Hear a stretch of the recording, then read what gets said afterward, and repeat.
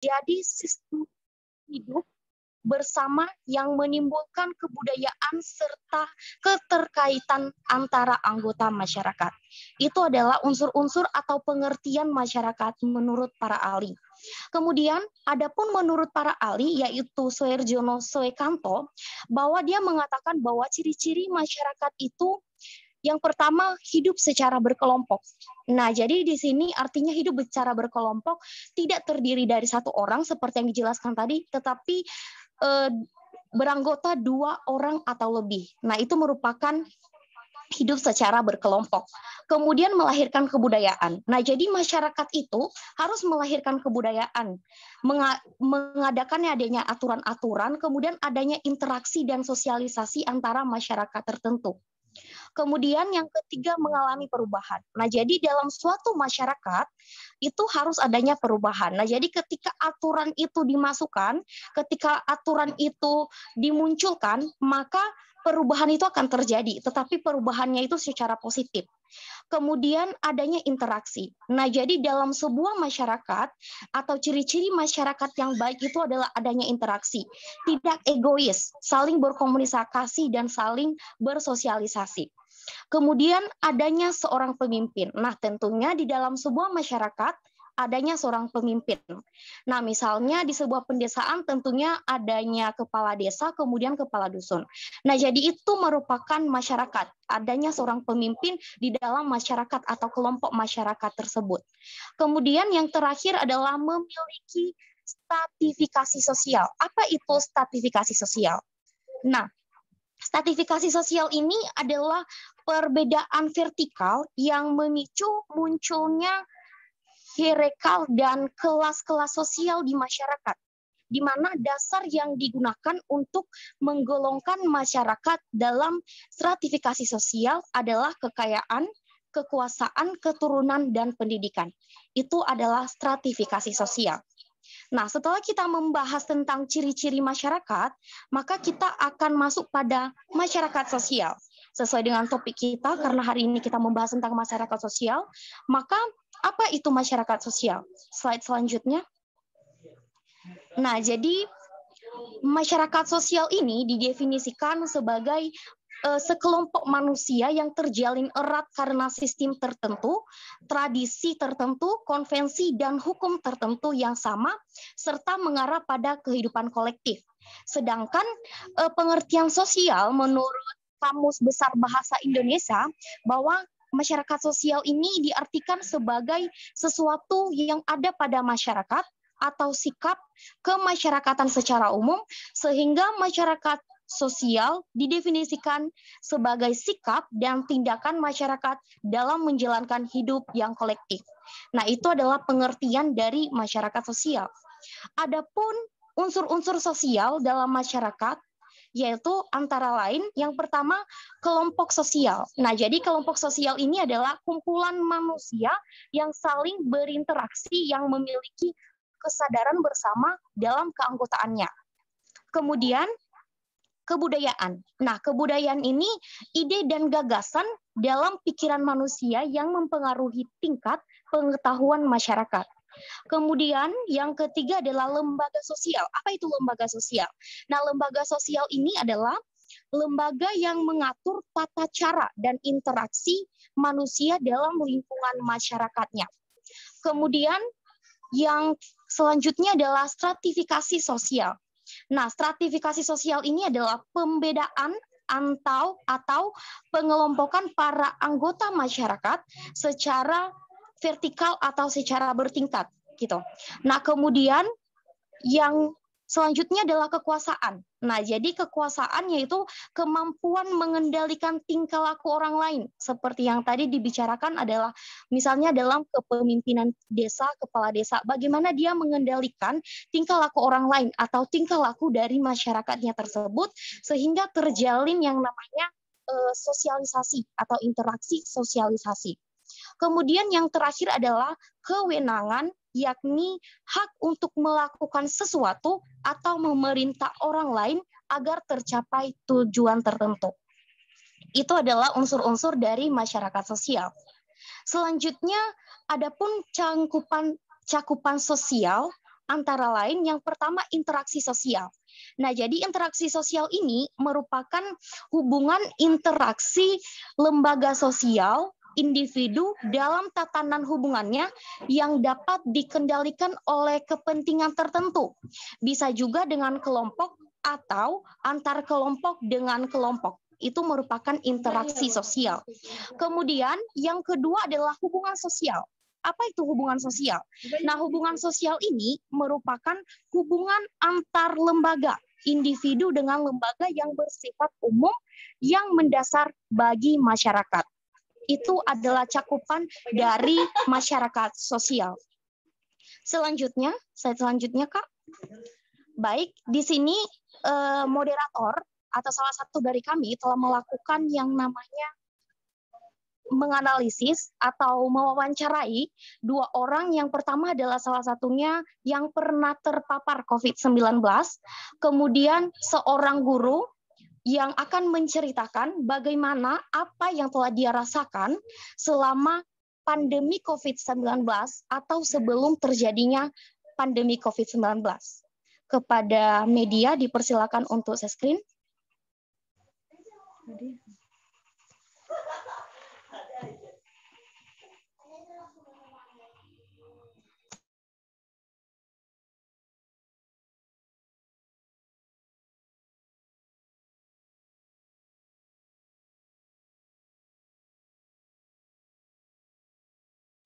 Mohon ditunggu sebentar ya teman-teman, sepertinya lagi ada masalah.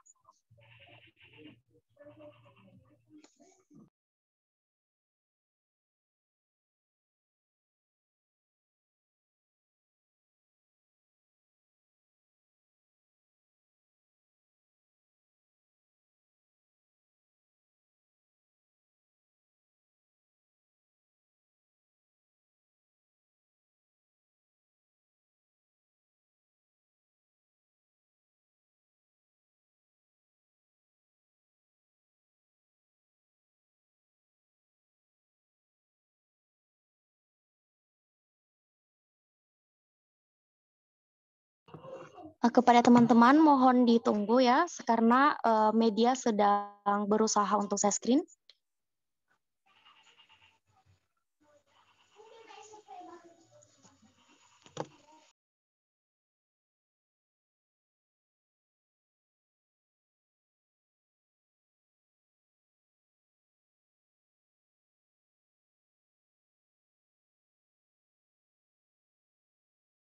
Mengalami situasi yang sangat berat, yaitu ya COVID. Nah, jadi pada kesempatan ini izinkan saya untuk mewawancari Bapak dan Ibu tentang COVID. Nah, satunya Ibu karena sudah mengalami ya reaktif COVID. Nah, pada kesempatan ini saya ingin mewawancara Ibu terlebih dahulu, habis itu Bapak. Nah, bagaimana karena Ibu merupakan ya salah satu pasien ya yang pernah mengalami COVID. Jadi saya ingin bertanya bagaimana pengalaman Ibu waktu Ibu mengalami COVID. Sebenarnya pada waktu itu belum dikatakan pasien ya, karena masih reaktif kan. Awalnya sih karena mungkin pas dites antigen itu karena kecapean. Situasi dalam beberapa malam tidurnya agak kurang. Nah, setelah itu dari tempat saya bekerja waktu itu emang pas setelah liburan, karena setelah liburan wajib itu harus dites antigen standar swab ya. Pas dites awalnya itu teman saya dulu yang dites, karena teman saya ini kan dia liburannya itu keluar Cikarang. Jadi pas dites itu langsung positif. Mungkin karena dengar teman saya positif langsung down. Dan setelah itu satu persatu, karena kita dalam satu tempat kerja itu cuma ada beberapa orang ya, bisa dihitung pakai jari gitu. Terus setelah itu saya dites. Waktu itu memang saya sebelum dites itu saya udah mengalami badan panas, terus udah nggak enak. Pas dites itu reaktif waktu itu, sempat kehilangan indera penciuman. Terus waktu itu juga nggak ngerasain makanan apa-apa waktu itu. Terus dites, saya dites di salah satu rumah sakit yang mungkin tidak asing juga ya, rumah sakitnya lumayan lah ya. Ini dites waktu itu saya ditangani sama dokter, terus dokter bilang kalau itu tuh pada saat itu saya swab saya reaktif, terus katanya udah 70 berapa persen, itu udah pasti karena waktu itu kondisi saya emang gak bisa langsung PCR. Waktu itu tuh karena badan saya panasnya itu melebihi standar lah ya, melebihi udah masuk 70-an juga waktu itu, karena nggak lazim kata dokter untuk besoknya aja di PCR, dianjurkan untuk besoknya aja. Tapi ada beberapa teman-teman yang langsung PCR langsung positif waktu itu, dan besoknya malamnya itu seperti biasa ya, pulang saya udah wanti-wanti keluarga, udah ini saya isolasi mandiri sendiri pada satu malam waktu itu. Waktu itu tuh sempat saya ngerasain indera penciuman saya dikit-dikit menghilang, terus tenggorokan saya rasanya kayak kering terus kayak bengkak dirasa ya, tapi faktanya enggak sih, tapi itu cuma mungkin karena saya udah kehilangan pikiran atau apa waktu itu isolasi mandiri sendiri. Rasanya tidak enak sih kalau rasa isolasi mandiri, karena waktu itu meskipun saya reaktif, besoknya saya PCR saya negatif, tetap saya dianjurkan untuk isolasi. Nah waktu itu tuh saya lebih memilih isolasinya saya antara kontrakan saya sama kantor saya, karena saya itu berbarengan sama teman-teman saya. Di kantor saya mendapatkan perawatan yang lumayan cukup efektif ya, cepat, sigap. Waktu itu tuh malam sebelum saya di PCR itu emang saya akui udah kayak gejala COVID ya.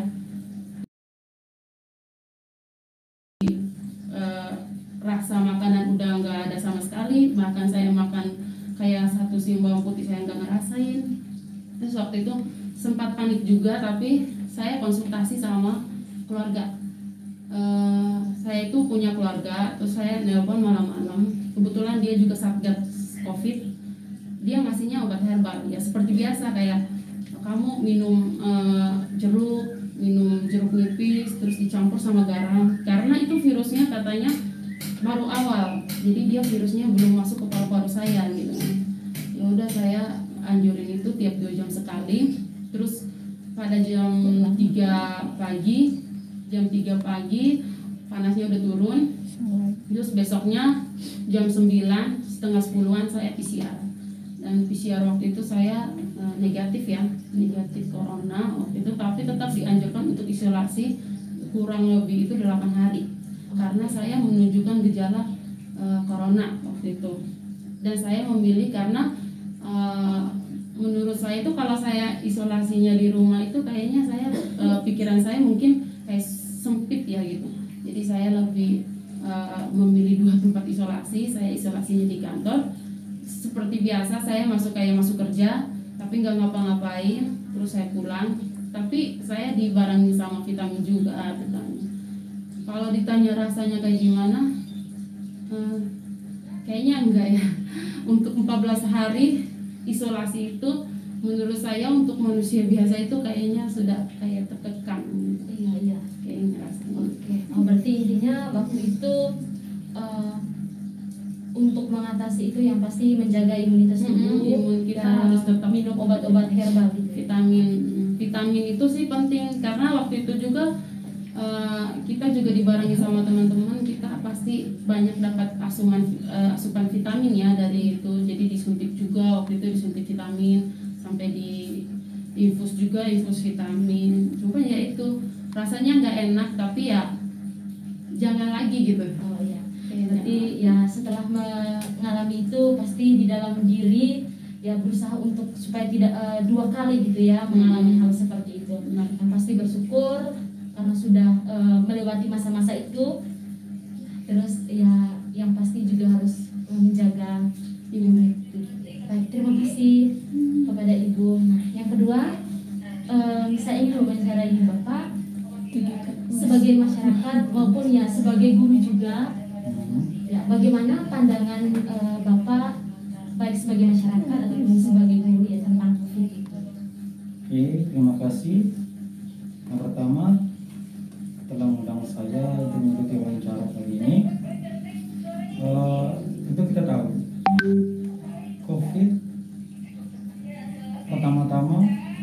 Indonesia maupun dunia akhir tahun 2019 ya, kalau nggak salah ingat, itu tepatnya di Wuhan, Cina ya. Nah, akhirnya virus ini begitu banyak menular pada manusia, khususnya di daerah pernapasan. Kalau dibilang itu virus atau COVID-19 ini dibilang virus yang benar-benar sampai saat ini belum menemukan obat. Ya, kalau vaksin itu hanya untuk mencegah, ya, mencegah, belum berarti 100% dia harus sembuh dari virus ini. Atau untuk itu saya sebagai masyarakat, ya, saya ambil dua sisi yang positif dan sisi yang negatif. Ya, sisi yang positifnya, begitu banyak masyarakat yang mau mengikuti anjuran dari pemerintah, mengikuti vaksin, terus memakai masker, jaga jarak, tidak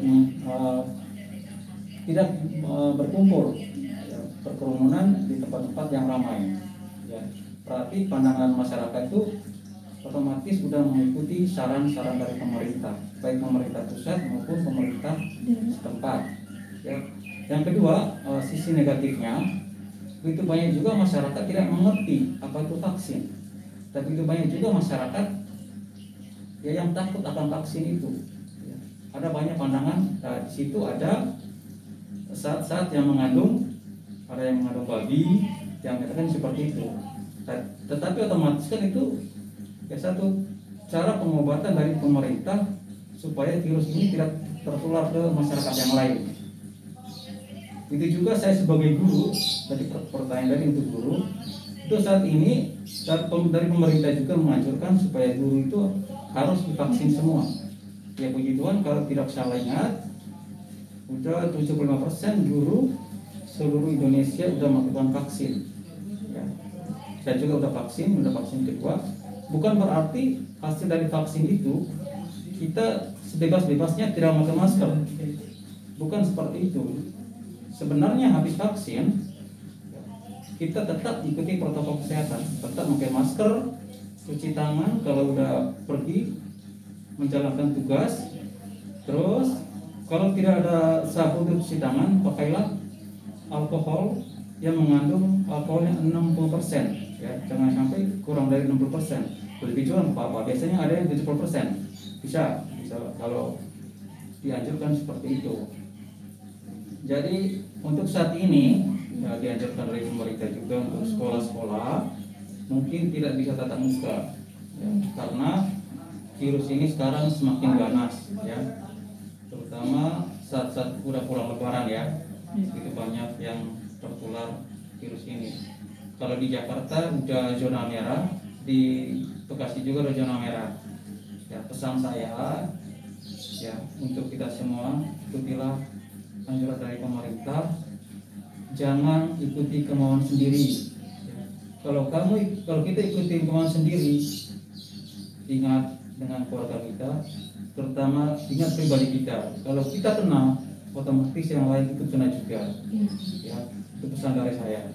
Terus yang kedua, kalau bisa, yang belum ikut vaksin, ikutilah vaksin, ikutilah anjuran dari pemerintah supaya kita nanti kuat, kita nanti kebal dari virus-virus ini. Karena virus ini sangat mematikan. Itu anjuran dari saya mewakili masyarakat yang dulu. Terima kasih. Baik, terima kasih Bapak. Yang pasti ya di tengah pandemi ini ya kita harus menjaga imunitas tubuh. Ya, walaupun ya sekolah kita online, tapi kita harus masih sebagai pelajar ataupun sebagai guru tetap punya semangat untuk ya sekolah, untuk yang pelajar dan guru untuk memberikan ya materi dan arahan yang terbaik. Baik Bapak, terima kasih atas waktu dan kesempatannya telah bersedia bersama saya. Dan semoga Tuhan memberkati. Terima kasih. Terima kasih.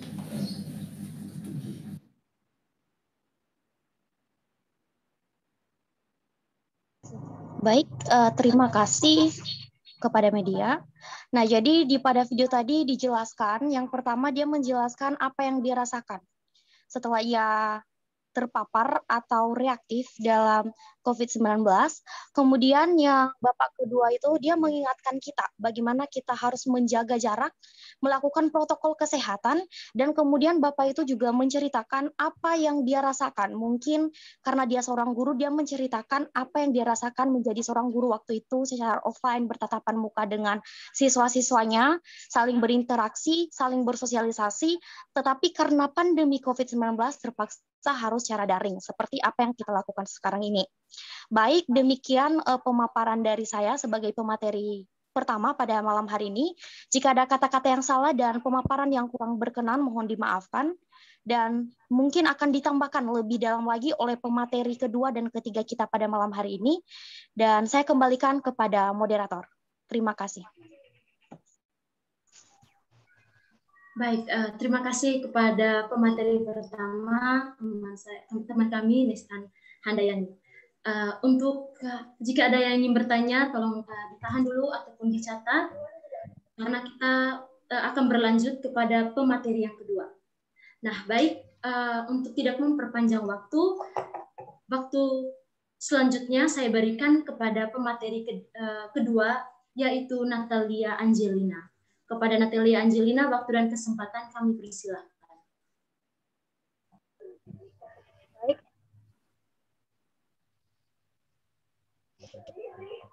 Baik, selamat malam semuanya.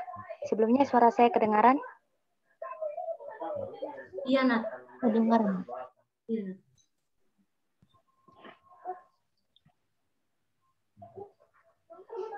Halo? Halo, Nat. Suaranya terdengar, Pak Nat?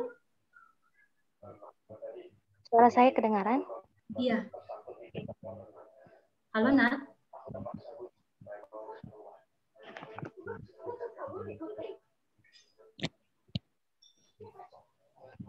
Baik, pada kesempatan saat ini, saya sebagai materi kedua, saya akan menjelaskan tentang apa sih dampak COVID dalam beberapa bidang.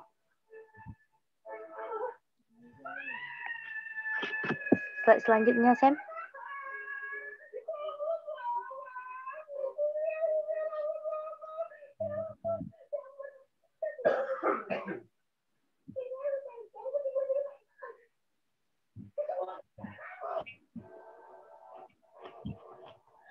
Nah, COVID-19 tentunya berdampak kepada kita masyarakat, bisa berdampak positif maupun berdampak negatif dalam kehidupan kita sehari-hari.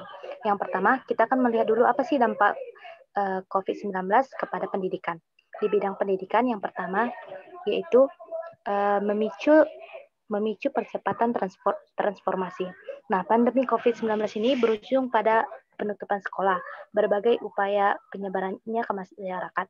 Pembelajaran jarak jauh atau PJJ ini, pembelajaran daring itu dilakukan pemerintah. Nah, sistem berbasis teknologi yang berani tentunya membutuhkan institusi pendidikan. Guru, siswa, bahkan orang tua pun diharapkan untuk melek terhadap teknologi. Nah, hal ini sangat mempercepat transformasi teknologi pendidikan di negeri ini. Tentunya berdampak positif karena pemanfaatan teknologi dalam dunia pendidikan sejalan dengan revolusi industri 4 yang terus berkembang. Nah, dampak yang kedua yaitu banyak munculnya aplikasi pembelajaran online. Seperti yang kita ketahui, semenjak pandemi ini kita belajar menggunakan beberapa aplikasi. Nah, seperti Zoom, Google Classroom, maupun Microsoft Teams. Nah, yang ketiga, ada jumlah kursus online gratis. Nah, semenjak ada pandemi ini, banyak aplikasi yang menawarkan diskon-diskon besar-besaran, bahkan yang gratis untuk belajar, seperti Ruang Guru, Genius, dan lain sebagainya. Dan yang keempat, itu munculnya kreativitas tanpa batas. Pandemi COVID-19 ini telah memunculkan ide-ide baru. Nah, ilmuwan, peneliti, dosen, bahkan mahasiswa pun mencoba melakukan eksperimen ini. Yang kelima, kolaborasi orang tua dan guru. Nah, selama pandemi ini, para pelajar tentunya akan menghabiskan waktunya untuk belajar di rumah. Nah, hal ini menimbulkan kolaborasi inovatif antara orang tua dan guru. Dan tentunya orang tua dan guru semakin bisa berkomunikasi untuk melihat perkembangan anak ini. Yang keenam, penerapan ilmu dalam keluarga. Nah, saat sekolah tutup, ini menjadi kesempatan bagi siswa untuk mengaplikasi ilmunya di dalam keluarganya. Baik sekedar membuka diskusi kecil atau dengan mengajarkan ilmu yang didapat kepada keluarga itu. Nah, yang ketujuh itu guru menjadi lebih akrab dan melek teknologi. Nah, dengan adanya pembelajaran jarak jauh atau online ini, tentunya guru dipacu untuk bisa menggunakan teknologi. Banyak berbagai dilakukan gitu untuk mengawasi guru untuk bisa menggunakan teknologi. Nah, yang selanjutnya yang ke-8 itu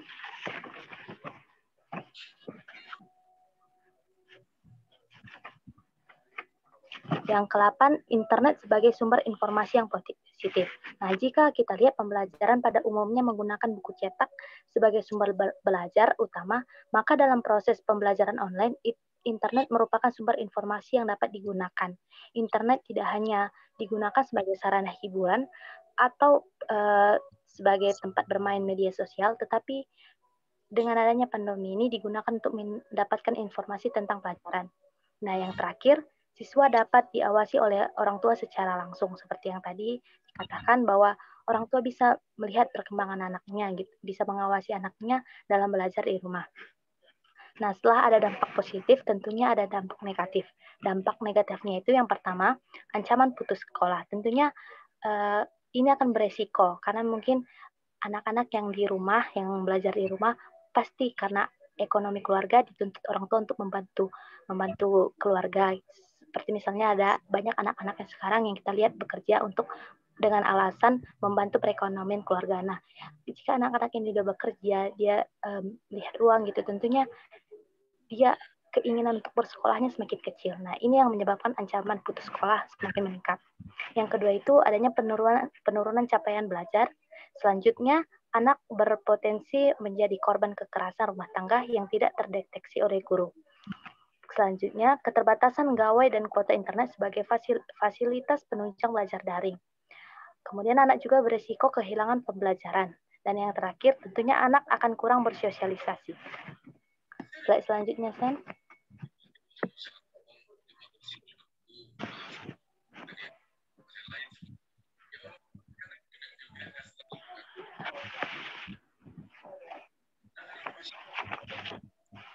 Dalam bidang sosial budaya juga ada dampak positif dan dampak negatifnya. Dampak positifnya yang pertama, dengan adanya COVID ini, dalam kehidupan sosial yaitu hubungan kekeluargaan semakin dekat.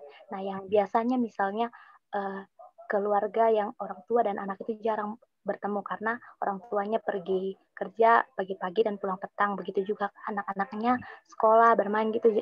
Jadinya waktu untuk bertemu, berbincang-bincang di rumah itu sedikit. Dan semenjak adanya COVID ini, semua pekerjaan dilakukan di rumah, sekolah juga di rumah, jadinya tentunya hubungan kekeluarganya makin dekat, bisa saling berkomunikasi, bisa saling melakukan kegiatan bersama-sama. Dan yang kedua itu punya banyak waktu untuk melakukan hal-hal yang ditunda, yang seperti misalnya yang selama ini dia pengen masak, ini itu bisa melakukan hobi bersama keluarganya, tapi karena dituntut pekerjaan tidak bisa. Tapi karena ada COVID ini, mereka bisa bersama-sama untuk melakukan hobinya, melakukan kegiatan-kegiatan yang sebelumnya udah tertunda. Kemudian dampak negatifnya itu timbulnya rasa curiga dan hilangnya kepercayaan di tatanan kehidupan masyarakat. Sebagai contoh, misalnya ada penjual. Nah, saat kita ingin membeli sesuatu, pastinya timbul rasa curiga terhadap kita. Misalnya kita mengira itu makanannya bersih atau enggak, itu penjualnya kena corona atau enggak. Pasti ada timbul perasaan-perasaan curiga yang dihantui pokok pertanyaan-pertanyaan yang jahat-jahat terhadap diri kita. Nah, sehingga menimbulkan hubungan kita dan kita berprasangka buruk terhadap orang tersebut. Kemudian ada juga sulitnya untuk berinteraksi secara langsung dengan orang lain. Meskipun kita di luar sana bertemu dengan orang lain, tentunya kita nggak akan bisa seperti dulu lagi yang biasa misalnya ketemu dengan teman kita saling rangkul, tapi semenjak ada COVID ini nggak. Kita hanya kalau berjumpa aja hanya melambaikan tangan aja. Dan yang terakhir, angka kriminal semakin meningkat. Ini kenapa angka kriminal semakin meningkat? Tentunya karena situasi COVID ini yang banyak PHK, pekerja PHK seperti orang jualan juga banyak yang nggak laku karena COVID ini, karena timbul berbagai perasaan-perasaan yang tadi, perasaan-perasaan curiga ini, tentunya ini semakin ide gitu, membentuk ide kepada orang lain untuk bertahan hidup dengan melakukan hal-hal kekerasan tanpa melihat apa itu resikonya gitu. Yang penting mereka tetap bisa bertahan hidup sehingga mereka membuat aktivitas kriminal tersebut. Baik, slide selanjutnya, Sam.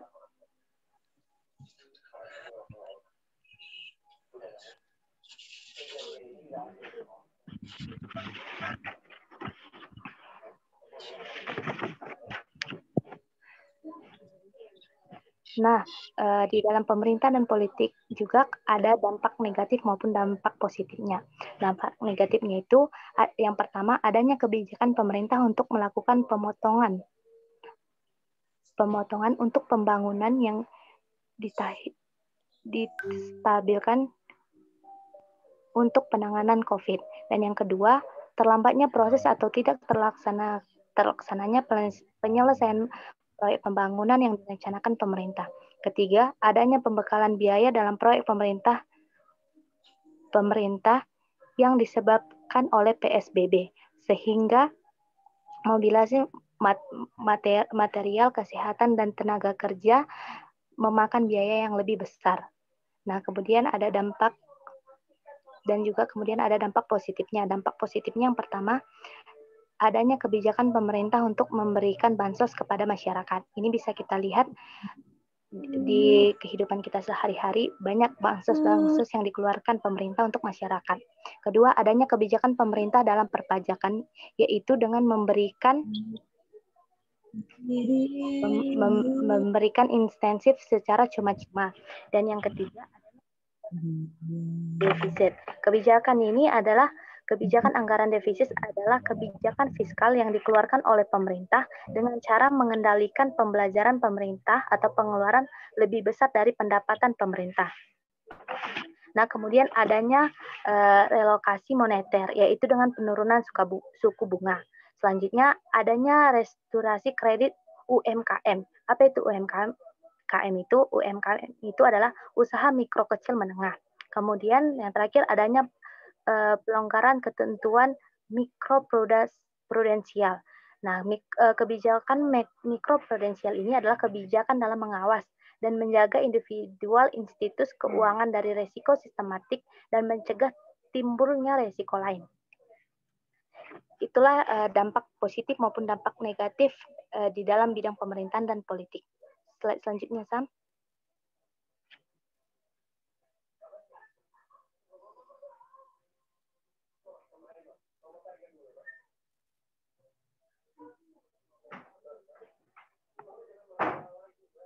Halo? Halo, Nat. Baik, kemudian dalam bidang kesehatan ini berdampak positif dan berdampak negatif juga. Dampak positifnya bisa kita lihat yang pertama, masyarakat lebih peduli. Nah, tentunya dengan ada COVID ini, masyarakat lebih peduli terhadap kesehatan maupun kebersihan karena mereka takut terpapar COVID. Dan yang kedua, tenaga kesehatan lebih waspada. Nah, misalnya tenaga kesehatan yang dulu mungkin kurang waspada, dan sekarang semenjak ada COVID-nya ini, mereka semakin waspada karena mereka masih mempunyai keluarga juga. Jadinya selama mereka bekerja pasti mereka tentunya akan menjaga kesehatan, menjaga kestaminan tubuhnya agar tidak terpapar dari corona. Yang ketiga, kehidupan tenaga kesehatan lebih teratur. Nah, ini yang dikatakan tadi, tenaga kesehatan lebih melihat gitu, lebih mengatur kesehatannya, lebih mengatur kebersihannya, lebih mengatur imunitasnya. Dan yang keempat, kesadaran masyarakat dalam berolahraga. Kelima, ilmuwan terpacu. Kemudian ada pun dampak dari negatifnya. Yang pertama, rumah sakit menjadi kewalahan. Banyak pasien COVID ini menyebabkan rumah sakit menjadi kewalahan. Banyak ruang-ruangan di rumah sakit yang tidak tercukupi untuk menampung para pasien COVID. Yang kedua, tenaga kesehatan tertular. Nah, ini pastinya tentunya karena tenaga kesehatan yang menjaga, yang merawat pasien COVID tentunya tidak menutup kemungkinan tenaga kesehatannya itu lebih rentan terkena COVID.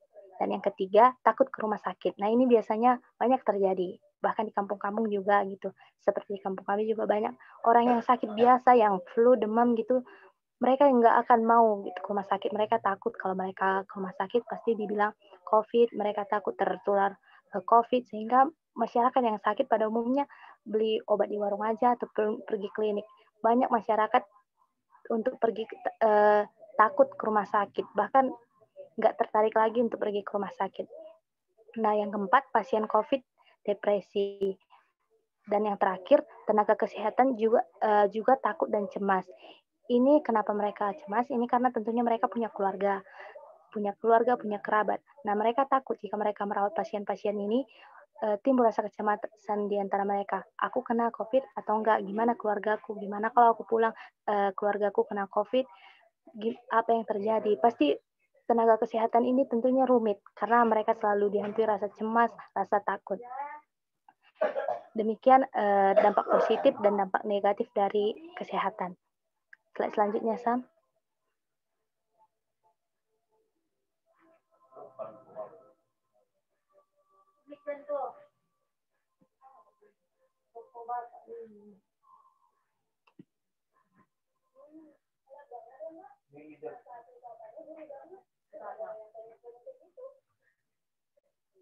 Samuel. Ini sudah tertukar, Nat.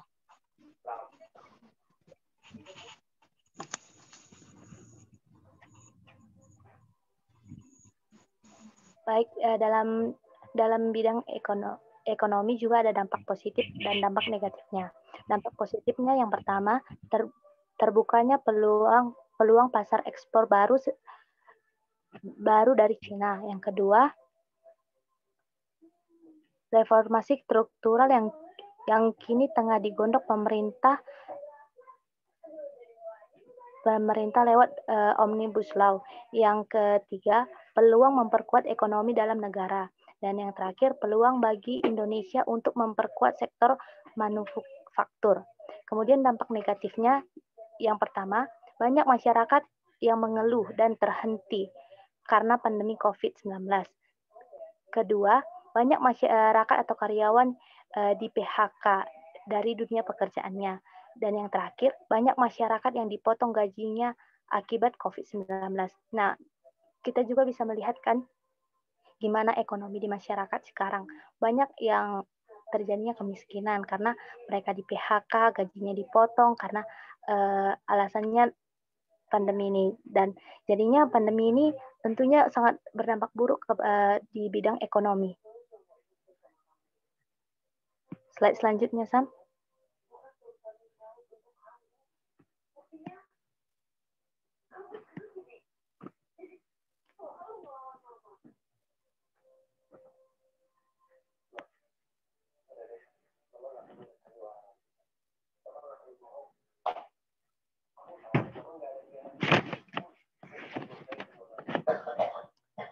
Dan yang terakhir, dalam bidang agama. Di bidang agama juga kita bisa melihat dampak negatif maupun dampak positifnya.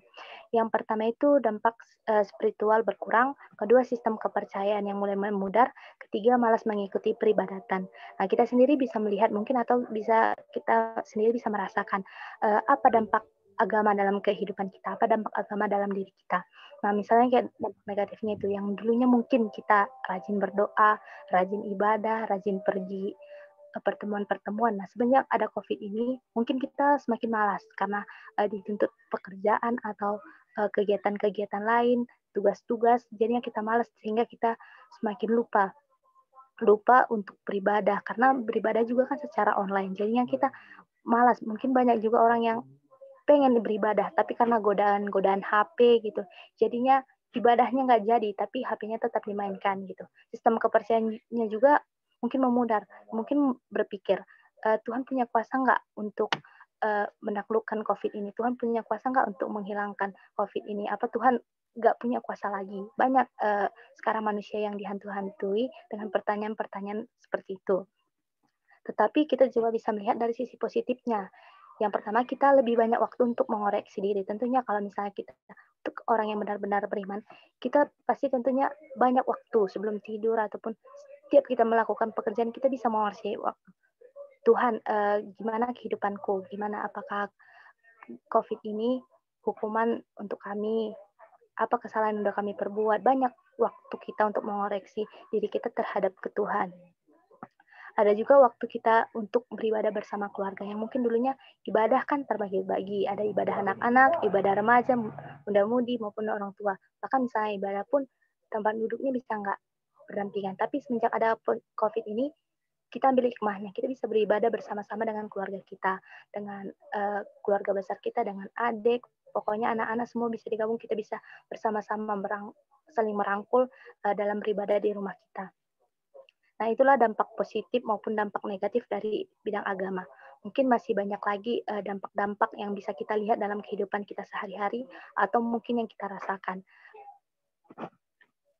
Demikianlah yang bisa saya paparkan dampak-dampak positif maupun dampak negatif dalam berbagai bidang yang sudah kami buat.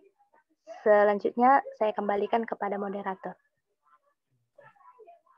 Baik, terima kasih kepada Natalia sebagai pemateri kedua. Dan selanjutnya kita ke pemateri ketiga, yaitu Militan Lase. Kepada Militan, waktu dan tempat kami persilahkan. Halo. Ya. Suaranya kedengaran kan moderator ya? Iya. Oke, baik. Terima kasih atas waktu dan kesempatannya. Pada kesempatan ini akan melanjutkan memaparkan materi, yaitu tentang cara mengatasi dampak COVID-19.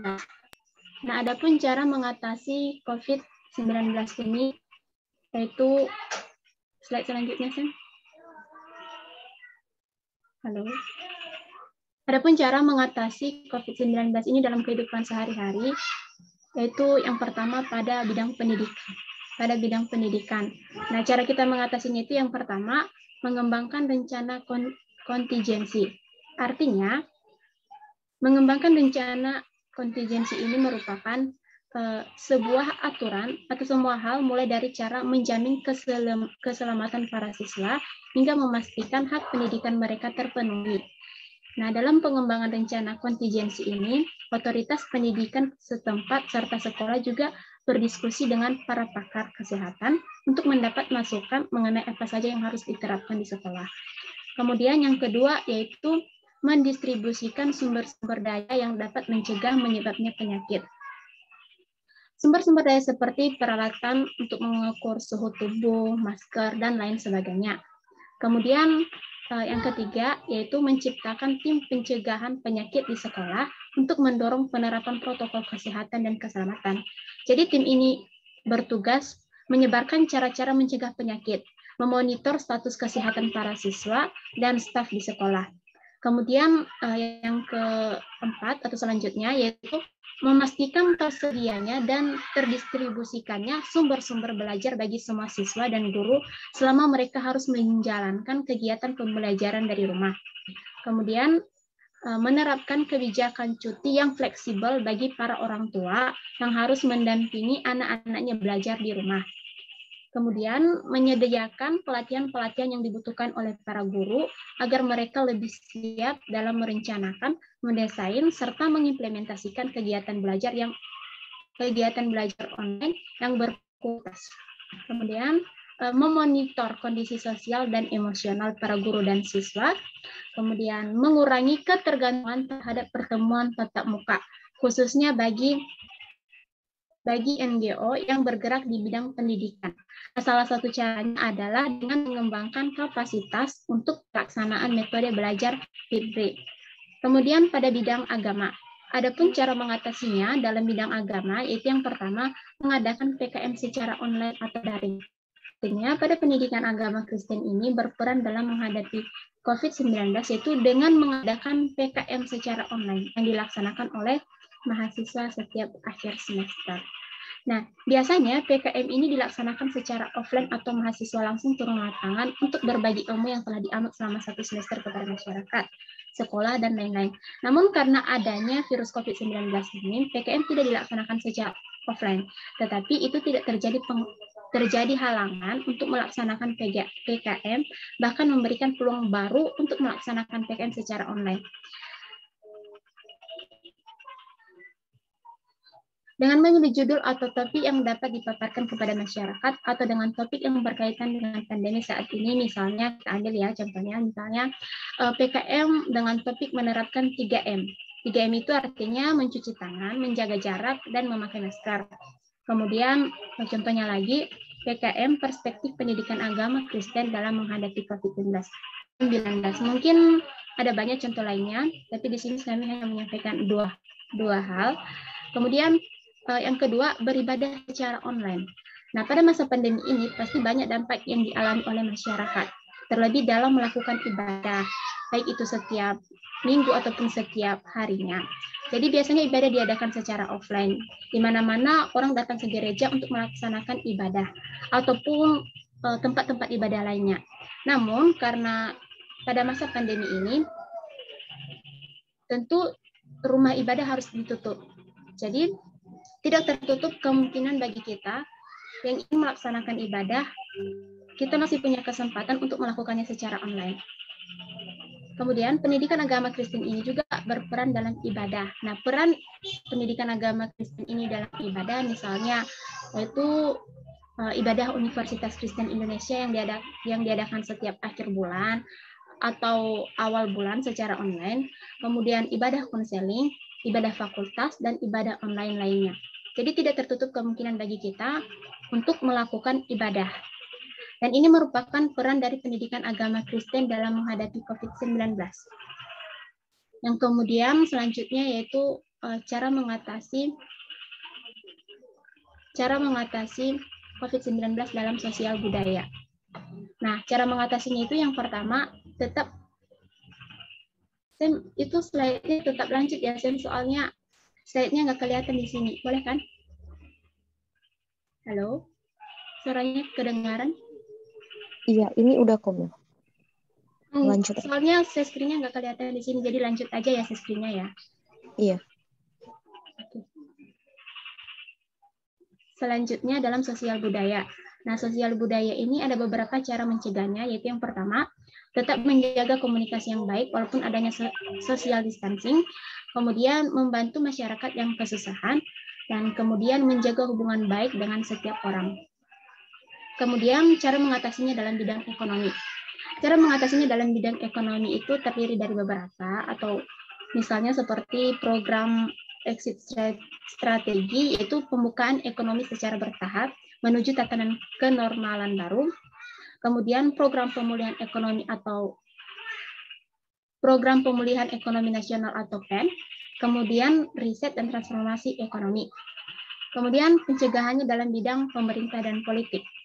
Yaitu yang pertama, adanya pembaharuan anggaran terhadap pembangunan jika dampak COVID sudah terkendali.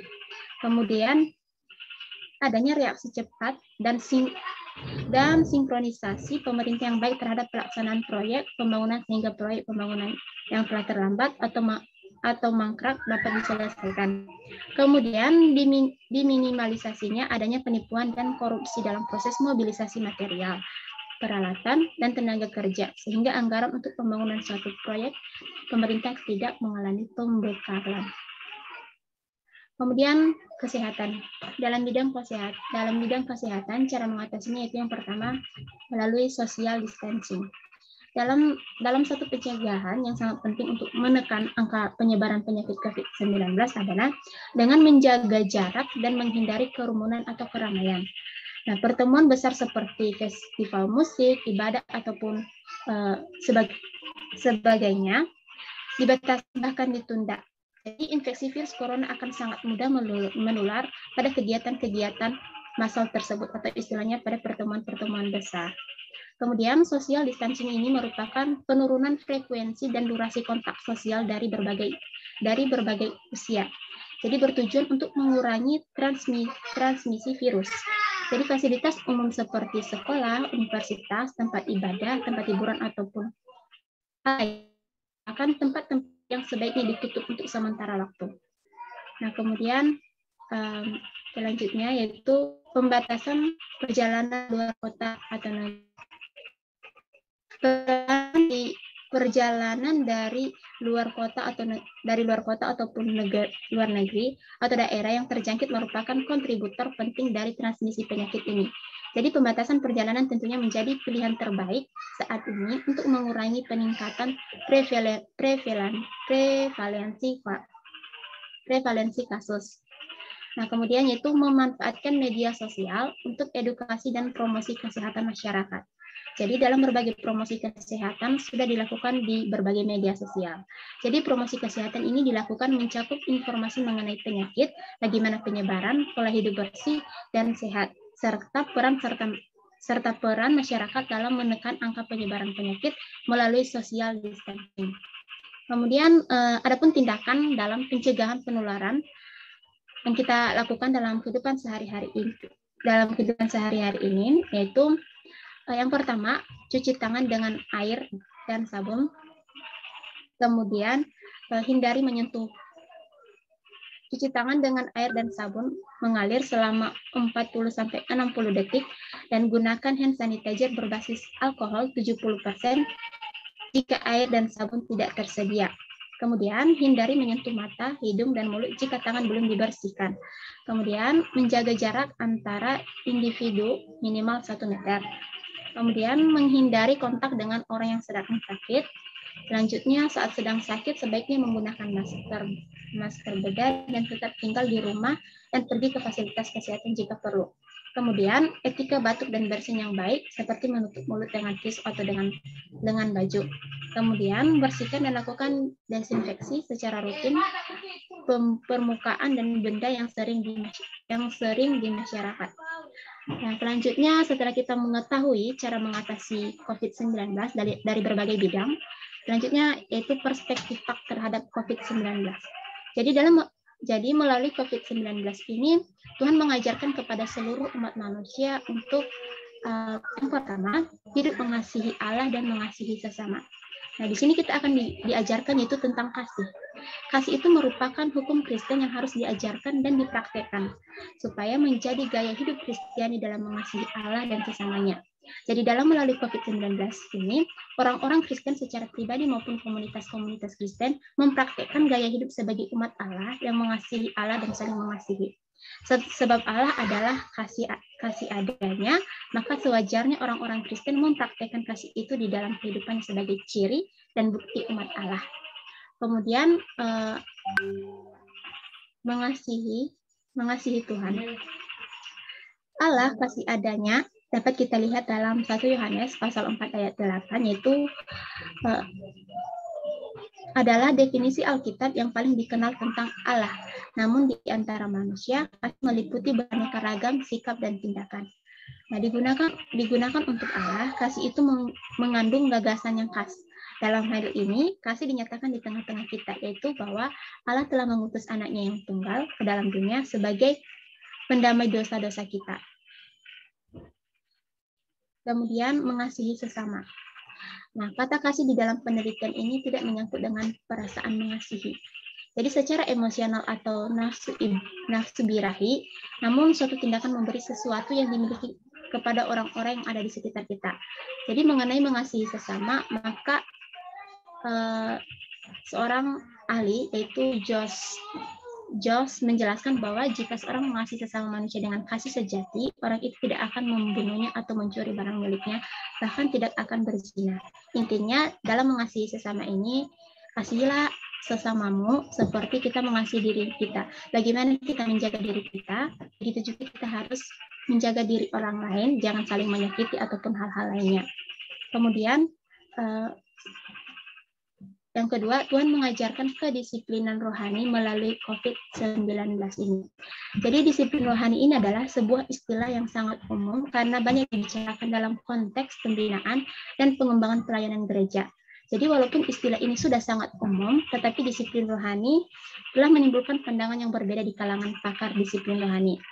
Jadi dalam bukunya Slauson mengatakan bahwa ia tidak terlalu senang menggunakan istilah disiplin untuk hal-hal rohani. Karena menurut dia, kata disiplin ini memberikan konotasi rutin dan mekanisme yang tidak sesuai untuk hal-hal spiritualis. Jadi intinya dalam mengajarkan kedisiplinan rohani ini yaitu kita harus disiplin, jangan hanya karena kita jadi bermalas-malasan untuk ikut kerohanian, untuk ikut ibadah. Karena tidak tertutup kemungkinan di masa sekarang ada banyak media yang kita gunakan. Jadi Tuhan mengajarkan kita untuk menggunakan media itu dengan bijak. Tuhan mengajarkan kita untuk menggunakan segala yang ada di sekeliling kita itu dengan baik. Jadi tidak tertutup kemungkinan bagi kita untuk melakukan kerohanian atau apapun. Karena kita tahu bahwa itu semua adalah yang terbaik. Kemudian peran PAK dalam menghadapi COVID-19 ini yaitu yang pertama sebagai pembawa damai harus berdoa. Nah, doa sebagai elemen paling utama dalam kehidupan orang-orang percaya.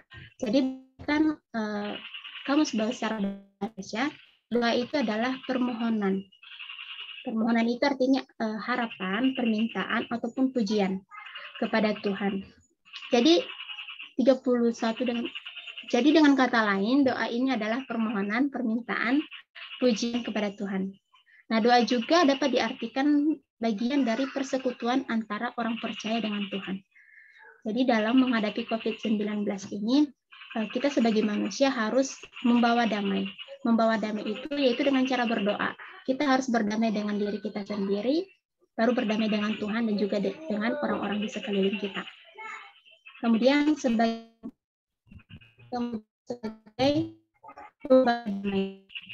Allah sangat memperhatikan orang tertindas di tengah umatnya.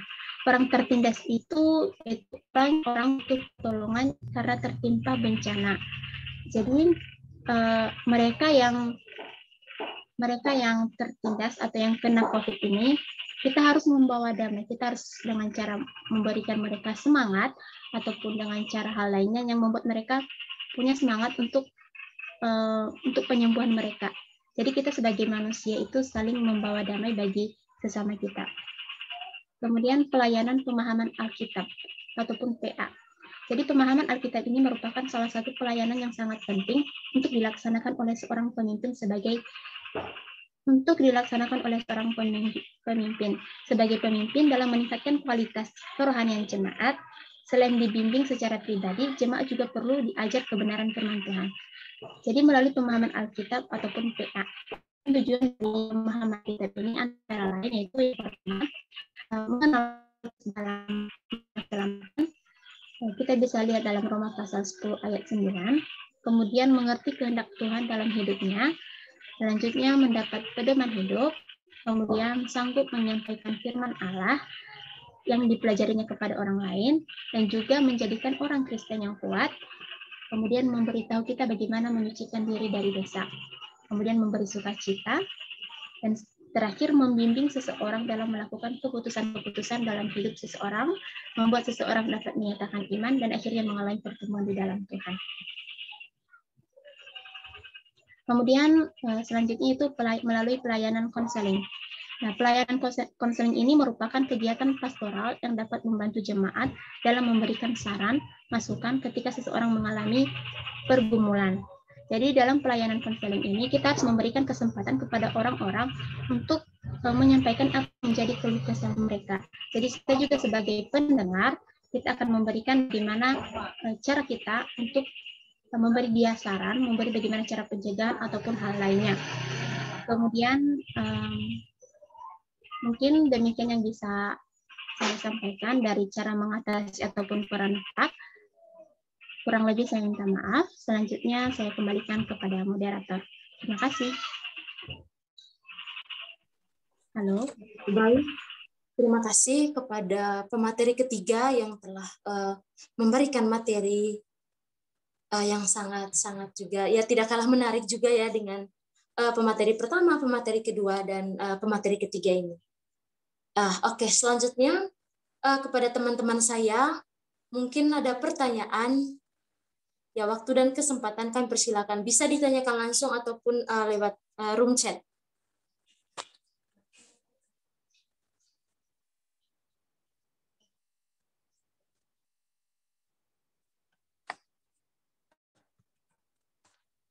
Apakah suara saya terdengar dengan jelas?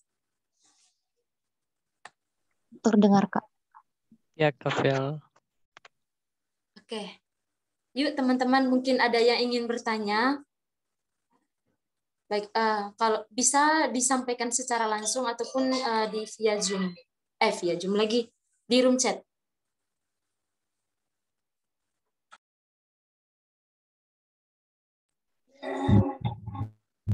Saya boleh dah. Oke. Ya, Kak.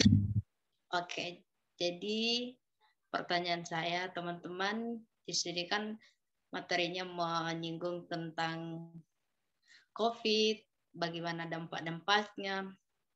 Jadi yang ingin saya tanyakan di sini, sekarang kan sudah dilaksanakan vaksin. Nah, saya bagaimana tanggapan saudara tentang vaksin ini? Memang dia mencegah, tetapi saya pribadi sendiri masih sangat ragu ya, karena yang divaksin itu ada yang meninggal, ada yang punya efek-efek lain. Jadi itu membuat kita khawatir, walaupun sebenarnya dia mencegah. Nah, bagaimana pendapat saudara tentang vaksin ini? Terima kasih. Baik, terima kasih. Oh, maaf. Tadi siapa namanya, Kak? Etika. Oh, Etika. Oke, Etika. Terima kasih. Jadi intinya tadi bertanya bahwa bagaimana pandangan dari pemateri ini ya. Bagaimana pandangan pemateri tentang vaksin. Nah, oke. Baik, mungkin kepada pemateri 1, pemateri 2, atau pemateri 3 silakan menjawab. Atau saya ke pemateri pertama dulu. Silakan menjawab bagaimana pandangan tentang vaksin. Kurang lebih seperti itu kan ya, Etika ya? Iya. Oke. Pemateri 1 kepada Netan, silakan dijawabkan. Oke, Kak. Baik, terima kasih pertanyaan dari saudara kami, Kak Etika, di mana pertanyaannya adalah bagaimana pandangan kita kepada vaksin yang sekarang, di mana banyak sekali korban, bahkan membuat manusia atau masyarakat takut untuk divaksin, padahal vaksin itu mencegah. Nah, jadi kalau menurut pendapat saya sendiri atau pandangan saya sendiri sebagai pemateri pertama, sebenarnya itu bukan dari vaksinnya ya. Kita harus berpikir positif. Sebenarnya itu bukan dari vaksin, tetapi itu dari diri kita sendiri. Karena ketika kita divaksin, tentunya para kesehatan itu bertanya kepada kita. Apa gejala-gejala yang Anda alami. Karena setahu saya, vaksin itu seseorang tidak akan divaksin kalau dia memiliki penyakit tertentu. Di situ ada salah satunya misalnya penyakit hati, jantung, dan masih banyak lagi penyakit yang sudah terkena. Nah, jadi ketika seorang perawat bertanya kepada kita, maka kita harus jujur. Sebenarnya itu bukan dari vaksin, intinya bukan dari vaksin, kita harus bisa berpikir positif, itu dari diri kita sendiri. Jadi, pada malam hari ini kita diingatkan bahwa ketika seorang perawat bertanya kepada kita atau seorang dokter sebelum kita divaksin, mereka bertanya kepada kita apakah kita memiliki penyakit khusus atau penyakit yang akan ditanyakan oleh mereka, maka kita harus jujur.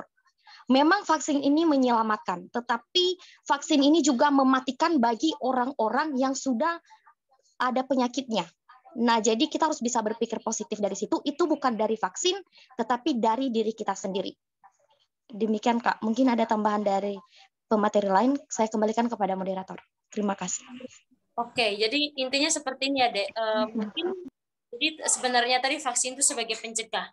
Mungkin karena ada misalnya penyakit yang mungkin sudah ada yang melekat dalam dirinya dia, waktu ikut vaksin, jadinya kayak merembes gitu ya, Dek ya. Itu maksudnya. Iya. Oke. Bagaimana penanya? Kepada Kak Etika gimana? Atau gini aja dulu, saya meminta pandangan dari ini dulu, pemateri kedua, mungkin pandangannya berbeda gitu. Oke, kepada Natalia, Nat, silakan Nat memberikan pandangannya, Nat. Baik,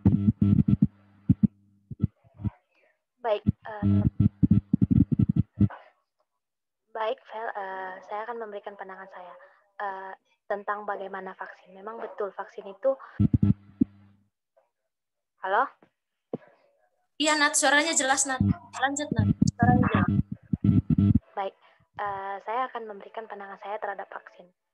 Sebenarnya saya juga belum divaksin, tapi saya melihat bagaimana orang-orang divaksin memang banyak.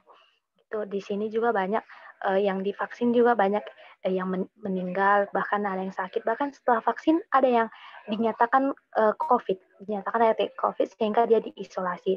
Jadinya itu biasanya yang terkena itu yang setelah divaksin dia sakit itu biasanya yang ada riwayat penyakitnya. Sebenarnya vaksin itu kan bakteri yang dimasukkan itu untuk mencegah. Jadinya bukan untuk sepenuhnya untuk membuat kita terhindar dari COVID. Itu tergantung kembali kepada diri kita sendiri. Ya sepertinya yang kayak kita, misalnya kita udah divaksin, kita harus menjaga tetap kekebalan tubuh kita. Jangan kita asal mau divaksin aja gitu. Kita juga harus melihat gimana sih riwayat penyakit kita. Kita juga harus tetap menjaga imunitas kita, menjaga makan makanan yang bergizi. Jangan kalau misalnya kita anggap sepele udah divaksin, ya udah berarti aku udah aman, udah enak, udah tenang gitu. Ternyata enggak gitu. Kita harus tetap menjaga diri kita gitu. Karena memang vaksin setelah yang orang yang vaksin yang aku lihat banyak gejala-gejalanya, efek-efek sampingnya gitu. Kayak meriang atau kayak bahkan masuk rumah sakit, muntah-muntah banyak gitu. Ya, jadinya diri kita sendiri kita harus mencegahnya agar daya tahan tubuh kita itu tetap kuat gitu. Jangan mengandalkan ke vaksin aja, aku udah divaksin, aku udah bisa. Jangan tergila-gila ke vaksin gitu. Pokoknya ada vaksin memang boleh, tapi kita harus tetap menjaga diri kita, menjaga tubuh kita tetap sehat gitu. Terima kasih, Vel. Oke, Nat. Baik, terima kasih, Nat. Saya lanjut ke pemateri ketiga ya, Militan. Ya, halo. Ya. Nah, jadi menurut saya vaksin itu sebenarnya aman-aman saja. Cuman vaksin itu bukan berarti hanya berupa mencegah, bukan berarti 100% kita nggak kena COVID. Jadi otomatis vaksin itu sebenarnya hanya berupa mencegah. Jadi itu kembali ke diri kita bagaimana kita menjaga diri kita untuk tidak ikut berkerumunan ataupun hal lainnya. Jadi bagaimana juga cara tubuh kita menanggapi dari vaksin itu. Jadi ini sebenarnya yang disalahkan bukan vaksin, tapi kadang orang yang divaksin itu merasa sepele. Karena mereka udah divaksin, jadi mereka menganggap bahwa mereka nggak akan terpapar sama COVID. Sehingga karena mereka sepele, dan akhirnya mereka akan terpapar COVID. Jadi ini sebenarnya vaksin itu tidak salah, cuman itu kembali ke diri kita sendiri, bagaimana cara kita untuk tetap menjaga diri kita. Mungkin itu yang bisa saya sampaikan, soalnya jawaban dari kedua yang menyampaikan ini, pemateri yang satu dan kedua itu merupakan jawaban yang sudah luar biasa. Saya kembalikan kepada moderator. Terima kasih. Baik, terima kasih kepada pemateri 1, 2, dan 3 yang telah memberikan pandangannya. Intinya bahwa tadi vaksin itu sebagai pencegah, namun kita tetap menjaga imunitas tubuh kita ya. Nah, bagaimana penanya? Ya, apakah ada respon penanya? Oke, Tika. Terima kasih ya, Tika, sudah bertanya. Baik, mungkin ada teman-teman lain yang ingin bertanya?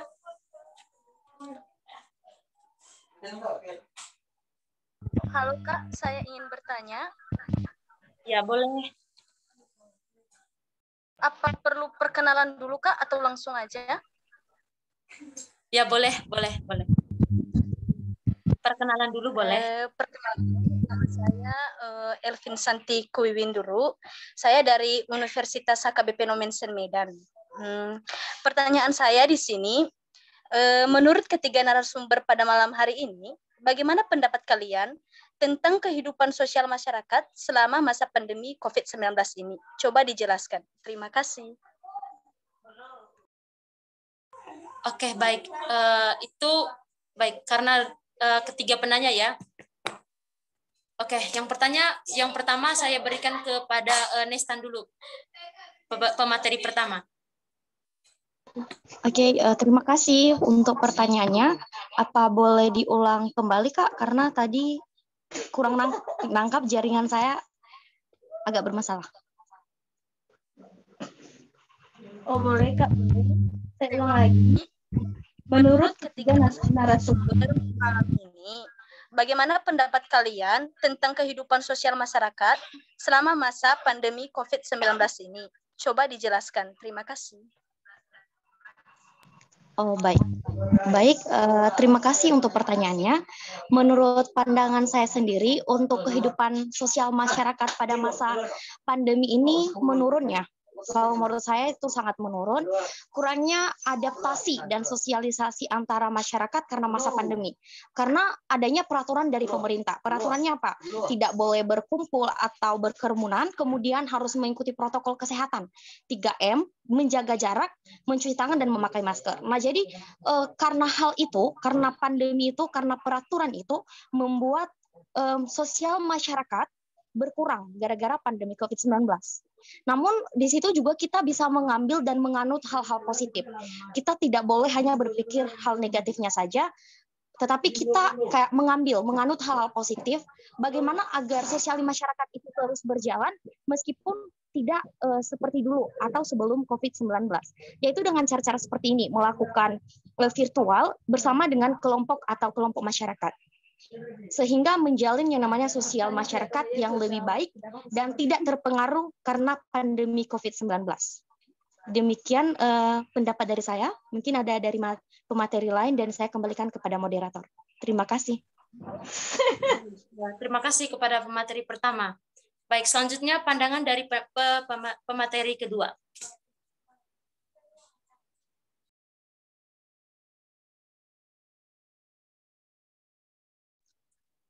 Halo Nat. Halo Vel. Oke, ya Nat. Bagaimana pendapat kamu Nat tentang COVID ini di masyarakat sosial? Pendapat saya tentang COVID ini di masyarakat sosial tentunya banyak. Tadi juga ada dampak negatif maupun dampak positifnya. Misalnya dulu masyarakat berkerumunan, sekarang nggak bisa lagi. Masyarakat yang dulu saling sapa nggak bisa lagi, karena yang saling sapanya cuma sebagai jarak jauh aja, nggak bisa berdekatan gitu. Dan ini tentunya yang aku lihat, pandangan aku gini, ini nggak seakrab dulu lagi gitu. Banyak perubahan yang terjadi di masyarakat kita gitu. Pokoknya banyak yang udah berubah gitu, nggak seakrab dulu lagi. Kita nggak bisa saling cerita-cerita lagi karena adanya social distancing. Paling kita komunikasi cuman melalui alat komunikasi seperti handphone gitu. Kita nggak bisa lagi berkerumunan, nggak bisa melakukan acara-acara kegiatan yang biasanya mungkin di kampung-kampung ada pesta-pesta ataupun ada kegiatan-kegiatan kemasyarakatan. Tapi semenjak adanya COVID ini semua hilang. Jadinya masyarakat udah keadaannya nggak seperti dulu lagi, udah nggak bisa kayak dulu lagi saling rangkul merangkul gitu. Cuman bisa seadanya aja, saling berkomunikasi, tapi intinya tetap saling komunikasi walaupun lewat HP. Itulah menurut pendapat saya, Vel, yang saya lihat di kehidupan masyarakat di sekitar saya.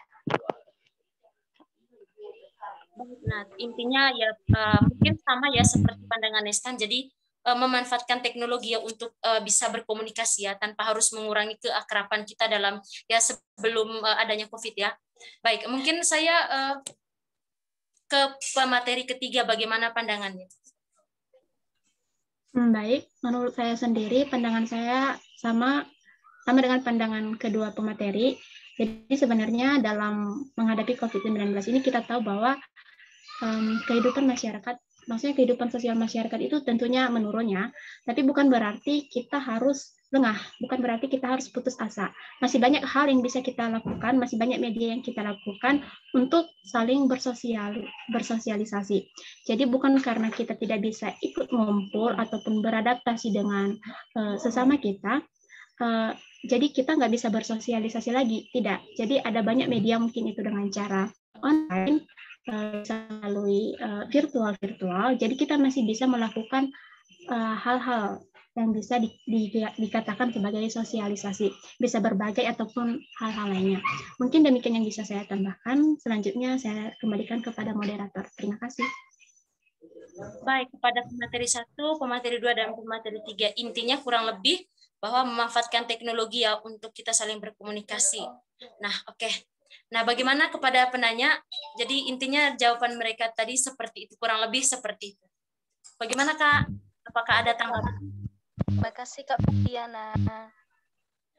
Sama-sama Kak. Baik, mungkin ada lagi satu penanya lagi karena mengingat waktu kita sudah kurang lebih 2 jam lebih kita sudah berada di Zoom ini. Ya, halo. Ya, halo Bang. Masih terdengar suara saya? Kenapa Bang? Terdengar suaranya? Jelas? Oh iya. Oh iya, oke, thank you. Kita kan malam ini pemateri pertama dan sampai ketiga yang membahas mengenai COVID ya. Dan tadi telah dijelaskan berbagai dampak baik dalam sisi negatifnya dan juga positifnya ya. Lalu sebagai penanya akan menanyakan hal yang sedikit berbeda ya. Bahwasanya dengan adanya COVID ini banyak sekali dampak saya lihat ini dalam tinjauan sisi negatifnya. Bahwasanya di dalam berbagai daerah banyak sekali rintangan yang akan perlu kita selesaikan. Salah satunya itu perceraian, itu lebih umumnya ya saya lihat. Ya, soalnya saya baca lebih banyak jurnal itu yang pada masa COVID ini itu masalah yang selalu ada ya. Lalu kita sebagai generasi baru ya, bagaimana cara kita dalam mengatasi hal tersebut dalam masa COVID ini? Thank you. Bang, mohon maaf Bang. Sekali lagi pertanyaannya diulangin Bang. Oh iya, oke. Begini, kita sebagai generasi ya, bagaimana atau peran apa yang akan perlu kita lakukan dalam mengatasi masalah yang akan terdampak dari dampaknya adanya COVID. Yaitu salah satunya tadi saya kasih perceraian.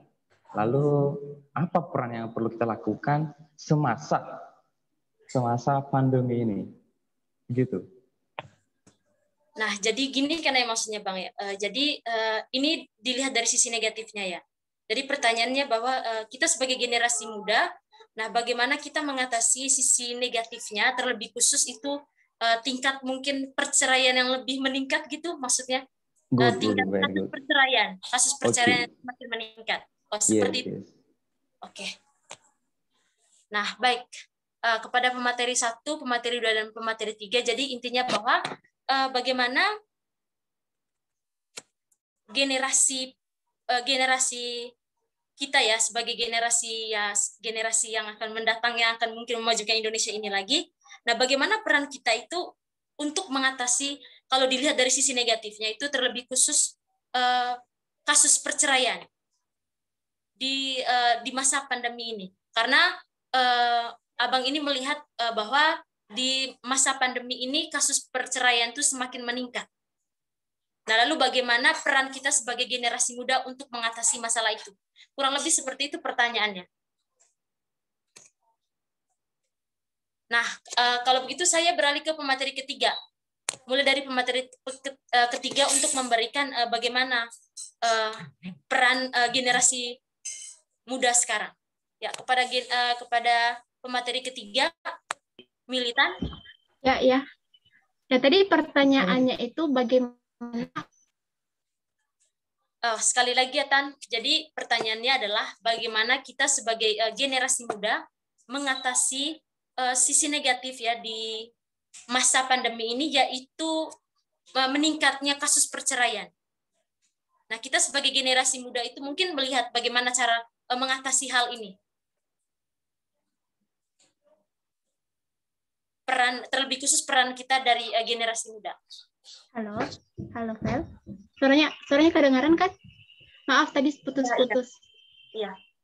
Ya, jadi kesimpulannya gini, bagaimana cara kita sebagai generasi yang itu, bagaimana cara kita mengatasi dampak dari meningkatnya proses perceraian gitu kan? Bagaimana cara kita mengatasi? Ya betul, cara mengatasi. Apa? Lebih ke peran kita sebagai generasi muda. Oh, lebih ke peran. Jadi peran itu sebenarnya lebih ke apa ya? ini berhubungan dengan COVID atau tidak?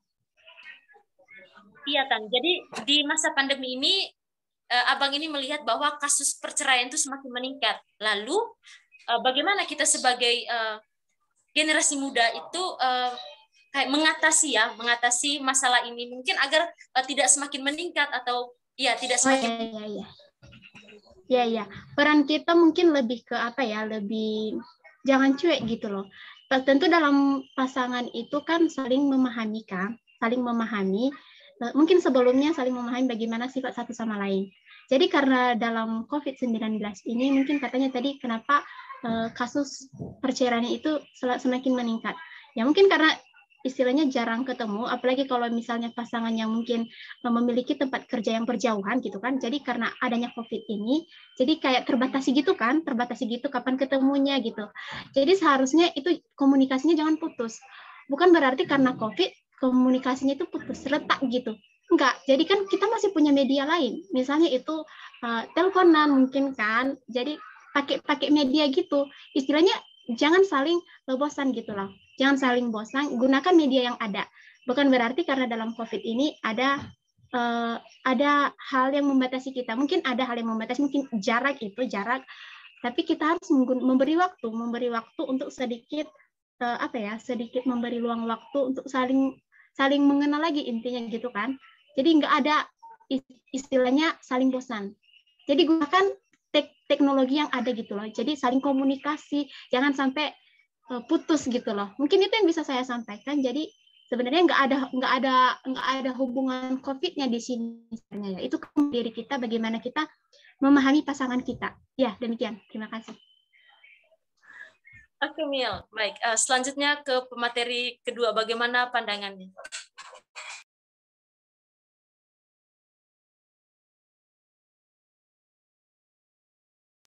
Halo, Nat.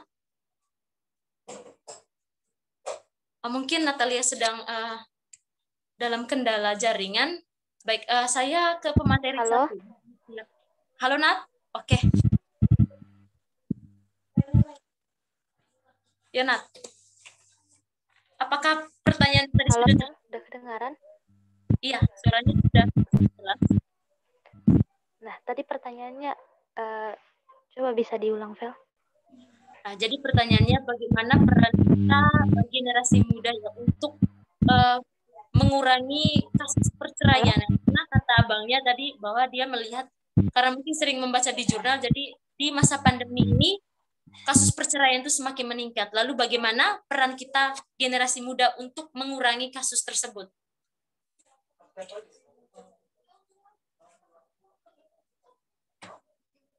Halo, Nat.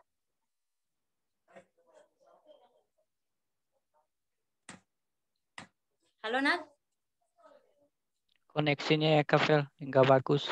Oke, ya udah mungkin karena Natalia koneksinya kurang bagus. Saya ke pemateri pertama ya, Nestan. Oke, terima kasih Kafel.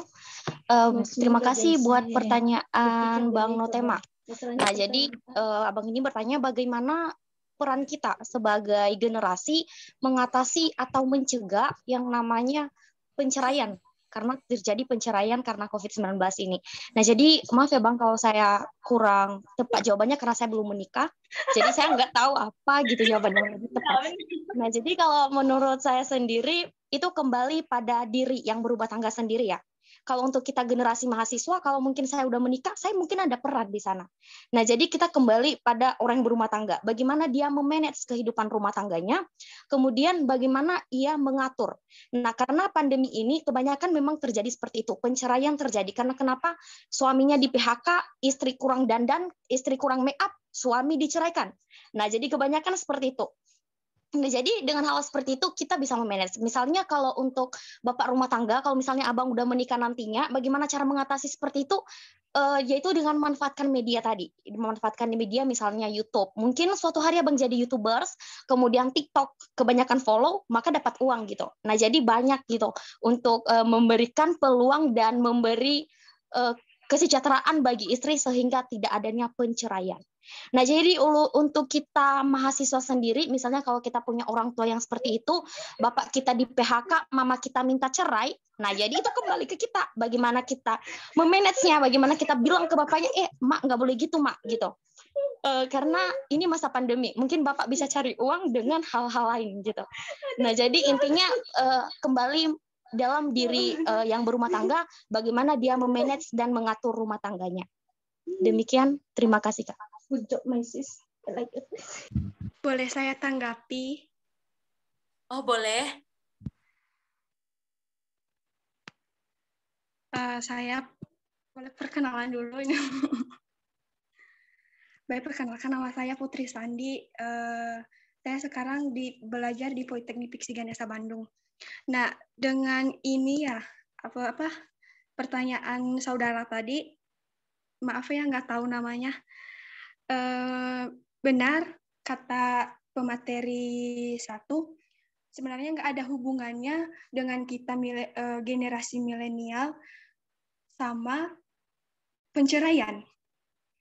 Tentu, kalau pandemi ini sebenarnya masa pandemi saat ini semua orang diuji bagaimana mereka dapat bersabar atas apa yang telah dihadapi. Semua pihak, semua orang ikut merasakan dampak dari pandemi ini juga. Nah, memang angka perceraian di masa pandemi meningkat dibandingkan tahun-tahun kemarin. Nah, kita sebagai anak milenial, peran kita di situ menurut saya nggak ada, kembali ke keluarga mereka. Betul kata pemateri 3, harus memanfaatkan media komunikasi seperti sosial media, HP. Mungkin sebenarnya mereka cerai karena jaga jarak gitu ya, karena ada jaga jarak sekarang. Nah, nggak ada ya menurut saya seperti itu. Terima kasih. Baik, terima kasih kepada Putri Sandi yang telah menambahkan ya. Baik, terima kasih kepada Putri Sandi. Ya, intinya gitu ya Bang. Mungkin ada tanggapan dari abangnya Bang. Tapi terima kasih sudah bertanya Bang. Oh iya. Biar saya lebih spesifik ya, lebih mutlaknya untuk pertanyaannya saya. Nah, tadi kan banyak sedikit komen atau argumen-argumen ya, memang itu sangat good ya bagi saya. Tapi ini yang saya perlu harapkan, ya, bahwasanya memang kita tidak ada ya berkaitan karena kita masih belum berkeluarga. Lalu yang saya masukkan tadi seperti yang dikatakan pemateri saya, dia tadi sempat singgung bahwasanya jika ada orang tua kita yang akan melakukan seperti itu. Kedua, jika tadi katanya nggak ada kaitannya sama sekali dengan COVID, dengan perceraian, jangan seperti itu. Tapi kita lihat sisinya. Bahwasanya tadi sesuai dengan penjelasan dari awal tadi, bahwasanya di COVID ini banyak sekali dampak-dampak negatifnya. Salah satunya bagi pekerjaan. Ya, bisa-bisa karena udah dibatasi sekarang itu tidak ada kerumunan dan tidak ada itu banyak usaha-usaha ditutup atau toko-toko, ya bisa saja pekerjaan kita tuh pengangguran yang banyak. Sehingga ada kaitannya dengan perceraian. Sehingga nanti tidak akan kebutuhan dalam keluarga, berarti mereka kan berpisah, soalnya kebutuhan keluarga tidak akan terpenuhi. Lalu kita sebagai seorang anak, ini maksud saya tadi ya, kita sebagai seorang anak, peran kita terhadap orang tua itu akan mengatasi hal seperti itu. Ya, itu maksud saya tadi. Begitu. Oke Bang, jadi intinya peran anak ya Bang, itu mungkin ya kembali lagi ke keluarga. Tapi ya kita sebagai generasi muda ya, bukan mungkin lebih ke mengurus keluarga orang kali ya gitu, bukan, tapi kita lebih mungkin mengedukasi ya, kayak lebih mengedukasi ya gitu kali ya Bang ya. Jadi intinya kita ya saling mengedukasi aja, kita sebagai generasi muda itu memberikan edukasi kepada masyarakat gitu. Tapi enggak lebih ke spesifiknya, misalnya kita mengurus rumah tangga gitu orang lain gitu ya. Sebenarnya sih ya mungkin juga pemateri 1, pemateri 2, pemateri mungkin bingung gitu jawabannya karena emang belum berkeluarga ya. Tapi intinya ya kita sebagai generasi muda ya harus memberikan edukasi gitu ya. Nah, tapi kita juga tidak boleh sebenarnya melakukan sama halnya kita melakukan, walaupun kita memberikan edukasi, tapi kalau misalnya kita sendiri ya mungkin bukan kasus perceraian, mungkin ada kasus-kasus yang lain lagi gitu kan ya. Tapi ya intinya generasi muda ya harus mempunyai jiwa yang baik lah. Baik, terima kasih kepada Abang yang telah bertanya, Bang. Mohon maaf ya, Bang, jika ada mungkin kata-kata yang menyinggung. Ya, baik. Bukan hanya kepada Abang, mungkin juga kepada teman-teman yang bertanya ataupun yang hadir di dalam Zoom ini. Ya, baik. Karena mengingat waktunya sudah ya cukup lama kita bersama. Nah, jadi ya intinya bahwa dari pemateri atau yang kami bahas pada malam hari ini itu tentang pandangan pendidikan agama Kristen ya.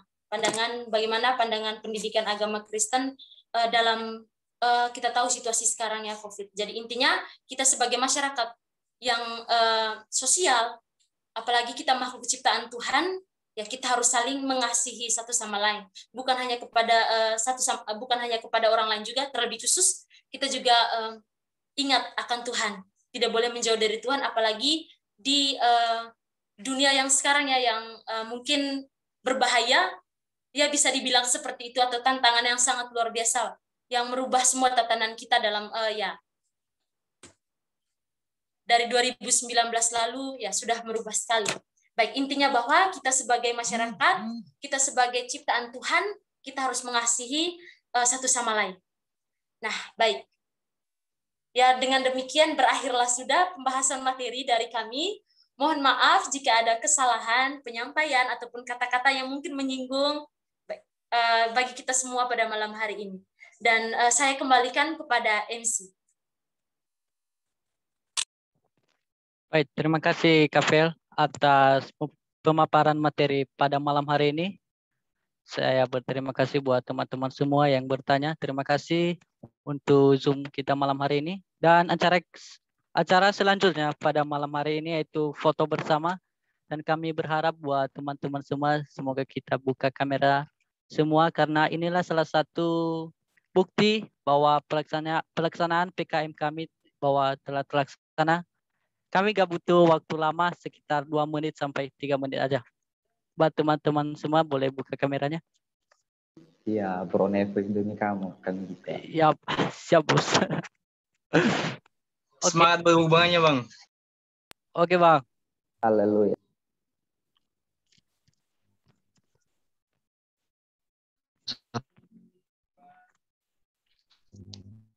Buat Samuel, gimana Samu? Dihitung ya Sam biar muka kami berekspresi. Iya benar Sam. Cewek memang gitu ya. Iya.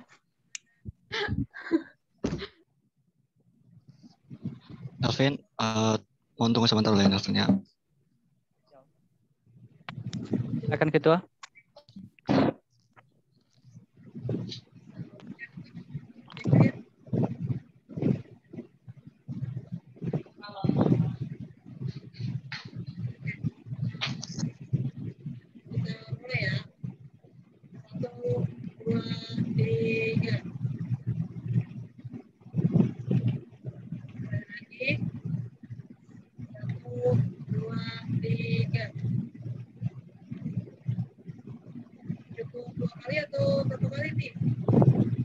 Lagi Sam, suaramu enggak terlalu jelas sih Sam. 1, 2, 3 hitungnya enggak jelas loh.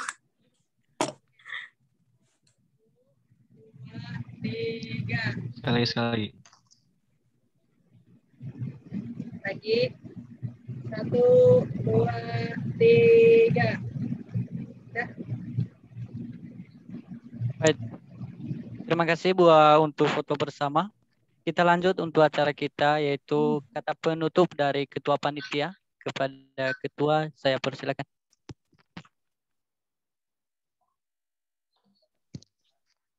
Baik, apakah suara saya kedengaran? Kedengaran. Baik, selamat malam. Sekali lagi saya ucapkan kepada para hadirin semua yang masih setia untuk mengikuti acara webinar kami pada malam hari ini. Kami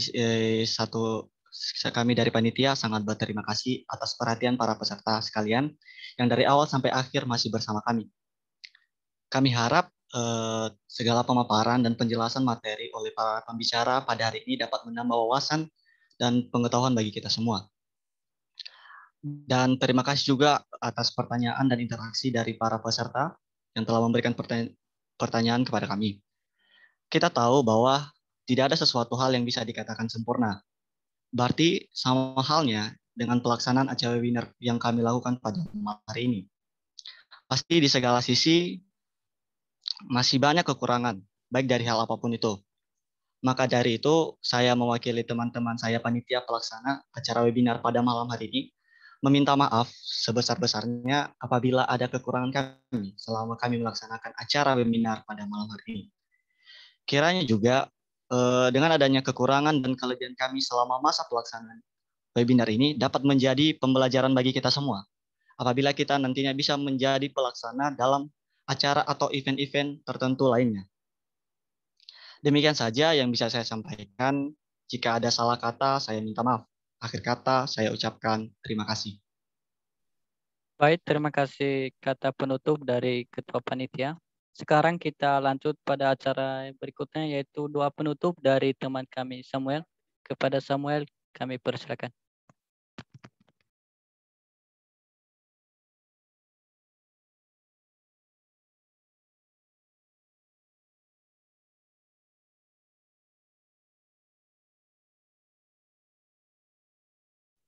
Samuel.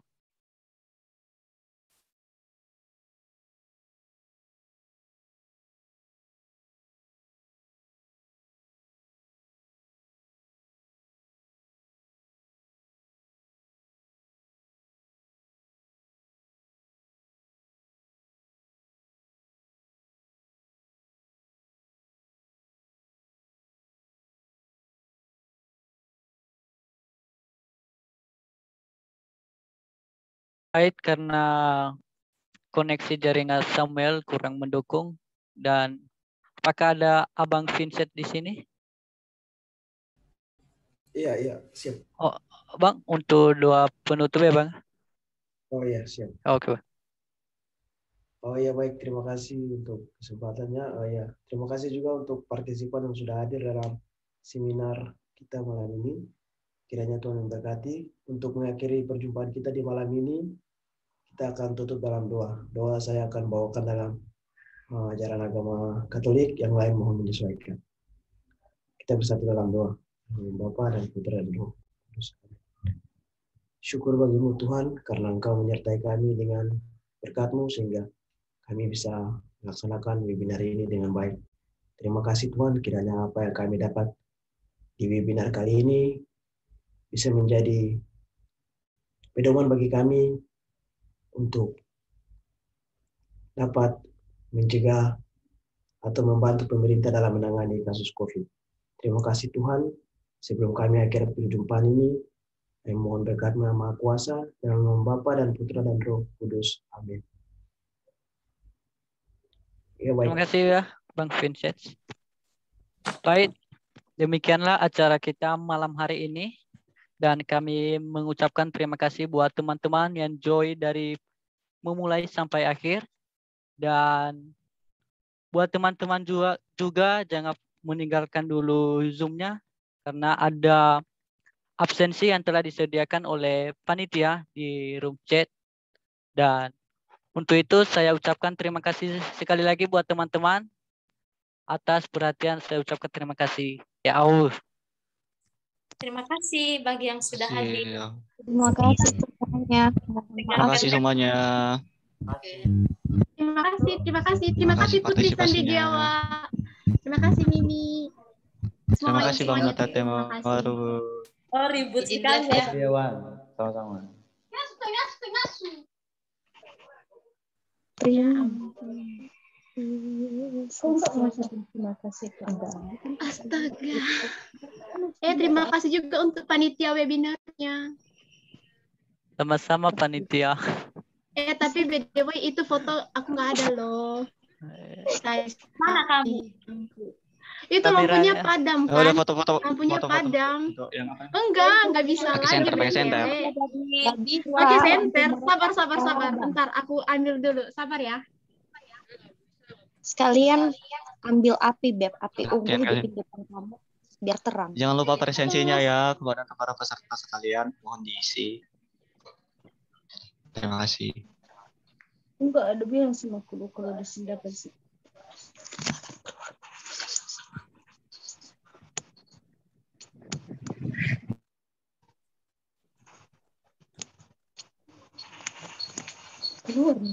Hei, kenapa Haning Cipta, guys? Biasalah kalau udah selesai diskusi. Aku mau nanya, habis itu kita buat laporan kan ya? Iya, Pak. Silakan. Buat teman-teman yang ingin live, silakan. Kalau ada yang mau berdiskusi juga kepada kita atau ingin berkenalan dengan ciwi-ciwi cantik, dipersilakan. Ternyata kami setelah siap udah diusir ya gitu ya? Bukan enggak lah, Bang. Kalian ya? Enggak sekali. Kalau kau masih mau masuk, enggak, serasa diusir loh. Serasa diusir.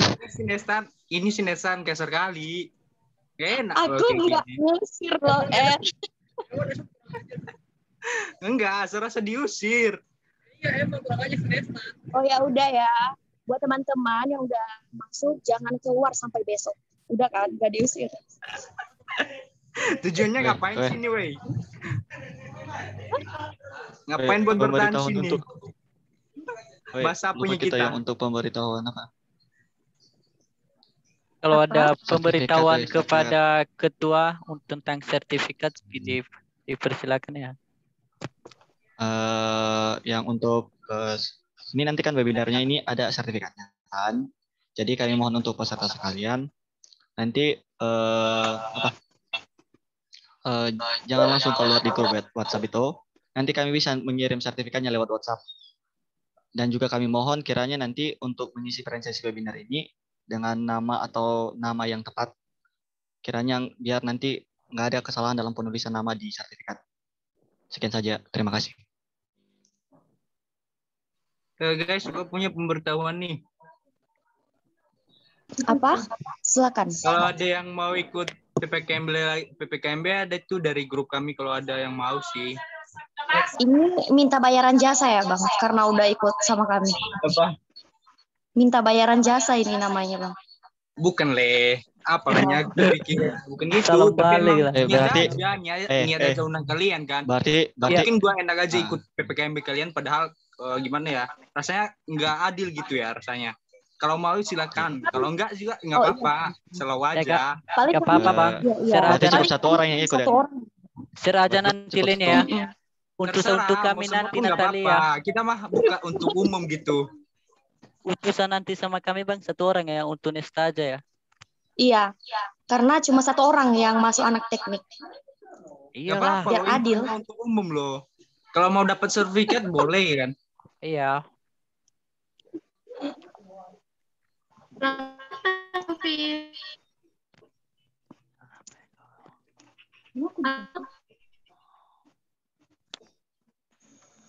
Kalian bukan kerjanya aku sapa. Iya, Milita. Jangan dulu. Kenapa, Boy? Ya ampun, dia nggak jawab lagi. Ini yang share screen siapa sih? Apa sih? Keluarkan aja screen. Tamara. Udah Enggak, nikah aja, Tamara. Aku mau nanya aku kemarin. Itu buat refleksi, kata bapaknya refleksi apa aja sih? Pengalaman sama dua konsep. Besok kita bahas itu lah, Fe. Ini masih lagi di Zoom ini ya. Lagi di Zoom ini, Kavel. Oh iya. Kita masih banyak orang ya. Oh jadi kalian buatnya ke per kelompok sih, bukannya per kelas gitu ya? Iya, per kelompok. Ini kebanyakan orang Nias ya? Iya. Kan Nias di depan. Oh, dipuji-puji ya? Ya dipuji-puji sih. Emang biasanya kita emang orang Nias yang banyak sini. Iya. Udah kenyataan juga, Kavel. Ya, mau gimana lagi?